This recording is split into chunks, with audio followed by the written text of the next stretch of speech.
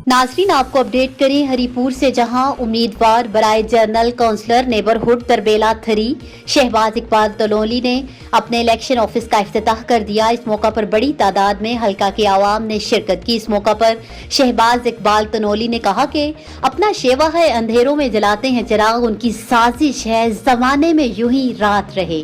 अपने हल्के की आवाम से गुफ्तगू करते हुए उन्होंने कहा कि 19 दिसंबर इंशाल्लाह हम सुरखरू होंगे। मेरे इलेक्शन ऑफिस की इफ्तिताही तकरीब में इतनी बड़ी तादाद में आप लोगों ने शिरकत करके मेरा हौसला मजीद बुलंद कर दिया है। इंशाल्लाह मेरी जीत यकीनी हो चुकी है। उन्होंने कहा कि अगर मैं जीत गया तो आवाम के मसाइल उनकी दहलीज पर हल करवा कर रहूंगा। इलेक्शन के लिए आप लोगों ने जिस तरह मुझे सपोर्ट किया है, आज भरे जिरगे में वादा करता हूँ कामयाबी के बाद तरक्याती कामों में कोई कसर नहीं छोड़ूंगा।